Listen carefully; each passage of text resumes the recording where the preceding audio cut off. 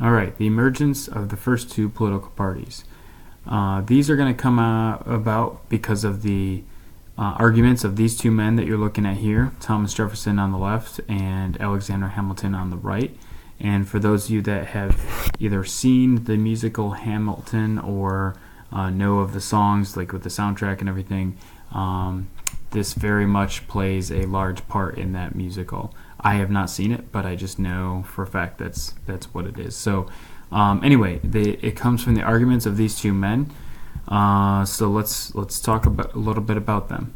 Before we get started, though, we have to identify what a political party is.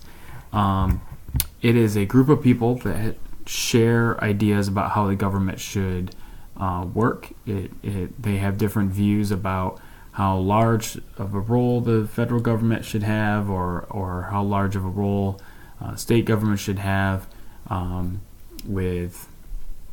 In today's society, they think about how much emphasis would be placed on defense of our country, on education, on our healthcare system. There's all sorts of different things that members of political parties today now share similar views on. So we have them, like I said, because of the arguments of these two men, Alexander Hamilton and Thomas Jefferson. Both served on George Washington's cabinet. Alexander Hamilton was our first Secretary of Treasury, and Thomas Jefferson was our first Secretary of State. And while they served on his cabinet, they kept arguing about different things that they felt that the government should or should not be doing. And George Washington actually hated this. He hated the idea of there being political parties.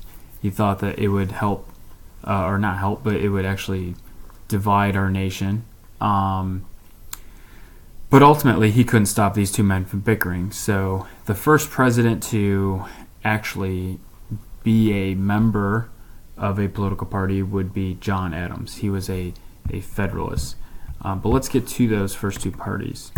So let's skip through this.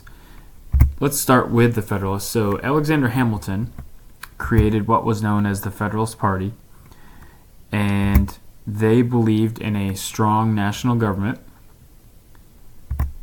with limits on states' powers. Ultimately, who is going to view this, or many people in the U.S., I guess, that would share these ideas would be people that would be up in the Northeast. And let me explain a little bit further on that. They favored development of industry on a national scale.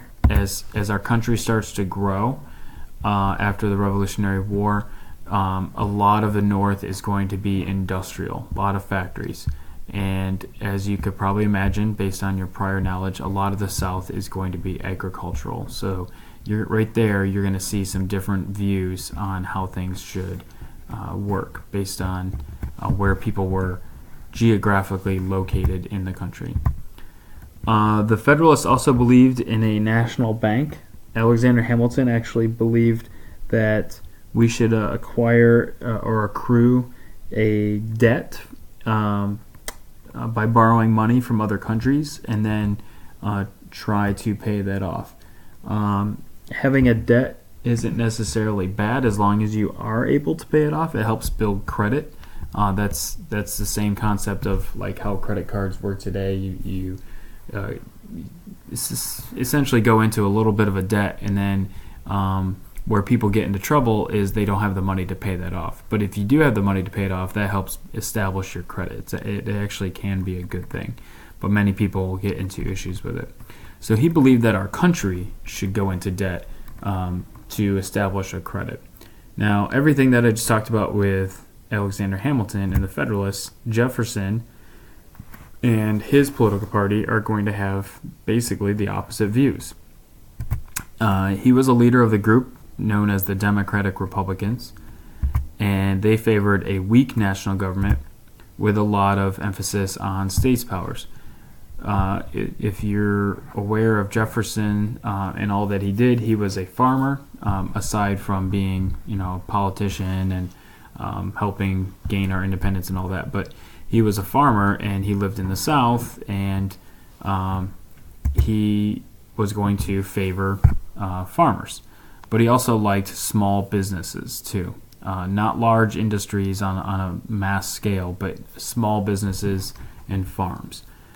And he opposed the national bank. He felt that it would be too much for our country to take on, and it would be a bad thing that we would accrue this, debt, and he feared that we would get into it and then never be able to get out of it. And to be honest, that's actually kind of the case. We're so far in debt that it's very difficult to ever see us getting out of it. But if you were to kind of give comparisons to these first two parties to what we have today, I would say that the Federalists would most likely resemble the Democrats of modern day terms, and the Democratic Republicans back then would probably resemble the Republicans of today. But there are so many differences now between our two main political parties and these two back then, just because the times are way different. So I can't sit here and tell you that they are exactly one and the same, just with different names, because they're not. But I'm just telling you that if you were to kind of pick one to closely resemble a modern day one, I would say Federalists would most likely resemble Democrats, and Democratic Republicans would most likely resemble our modern Republican Party.